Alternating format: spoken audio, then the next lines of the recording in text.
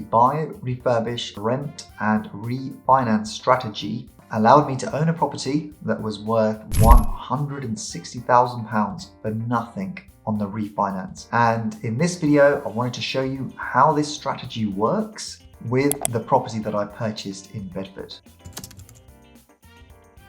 I purchased this 2-bedroom house in Bedford for £97,500. My plan was to relocate the bathroom downstairs in order to create a 3-bedroom house. I knew that a 3-bedroom house would be worth more than a 2-bedroom house, but how much more? My broker said that we could try a buy-to-let mortgage with a free valuation to see if they would lend on this property. And so we did, and the lender came back and said, we are happy to lend. This was such a relief as I didn't have the cash to buy this particular property. On screen, you can see an example of the layout of a similar property. One of the issues with the existing layout and design was that because the bath had been installed under the sloping roof, you couldn't actually stand in the bath to shower.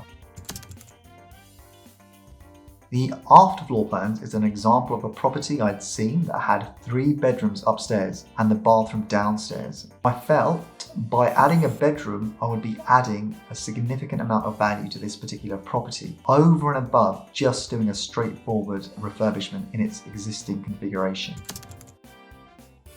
The first picture you're seeing is just a picture of the back door. The other side of this green door is the kitchen. So I was going to reopen this area and use this door so that the main access into the garden was now no longer going to be through the utility room. The next photo you are seeing is the dining room. As you can see from the photos, it was quite tired and dated. The photo with lots of stuff in there, that's of the living room. And this just shows you how old and dated the property was.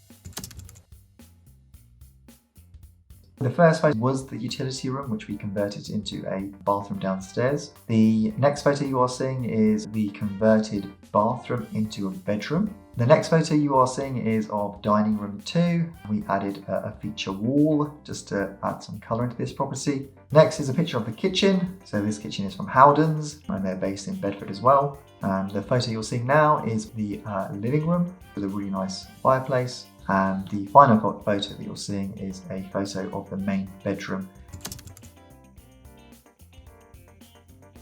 I found this apartment on Rightmove. The house looked tired and dated. It had lots of dated furniture and wasn't in the best of conditions. It had the trademark avocado bathroom suite. I looked at the floor plan to see how I could maximize the space, and I realized that I could reconfigure the layout to end up with a 3-bedroom house. I purchased this apartment on a buy-to-let mortgage with no early redemption penalty, completed the works to the property to create the uplift, and then after 6 months remortgaged onto another buy-to-let mortgage. At the time, my broker said there were no issues in buying the property on a buy-to-let mortgage, but really this wasn't the correct way to purchase this property. I should have used bridging finance and then refinance onto a buy-to-let mortgage. How did I end up with a property worth £160,000 for nothing? Let's go through the numbers. The purchase price of the property was £97,500. At this level, there was no stamp duty. The legal fees were about £1,500 and the refurbishment costs were about £19,750. So all in, total costs for this property were £118,750. Now, after 6 months, I refinanced this property onto a buy-to-let mortgage. I said it was worth £160,000 and the surveyor came round and he agreed, and they advanced me £120,000.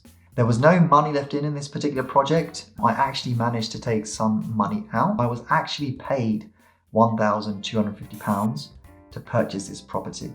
The rent per annum for this particular property is £10,500 per annum. The purchase price was £97,500, resulting in a gross yield of 11%. Now, the return on investment is infinite because I actually don't have any of my own money left within this property. One of the things we like to do is have a look if a normal buy-to-let investor was to purchase this property, what kind of return would they be earning in terms of yield and return on the money left in. A normal buy-to-let investor would have purchased this for £160,000. They would have put down a £40,000 deposit. The legals would have came out at say £1,800 and stamp duty would have been £700. Total costs for the buy-to-let investor would have been £42,500. The rent, $875 per calendar month. Per annum, that's $10,500.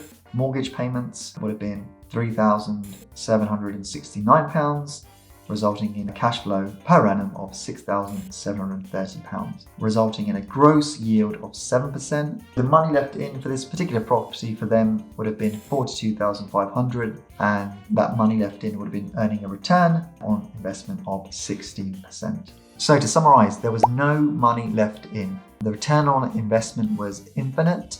There is a misconception that all the property investors only buy properties in which they can pull out all of their money, and that's all of the money that they have invested in that particular property once they've completed the works and they've refinanced the property. This simply is not the case. We are looking for projects that have cash flow, capital appreciation, but also the return on any money left in within that particular project is earning a very healthy return.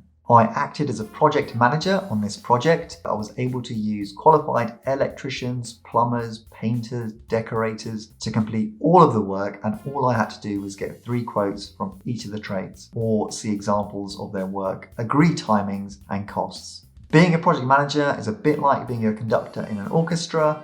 You just need to know when each trade needs to start and how long they will take. If you like this video, please smash that like button and hit subscribe so that you get notified when I release another video. Make sure you are subscribed, as I will pick a subscriber at random and have a 10-minute call with you to see how I can help you on your property investing journey.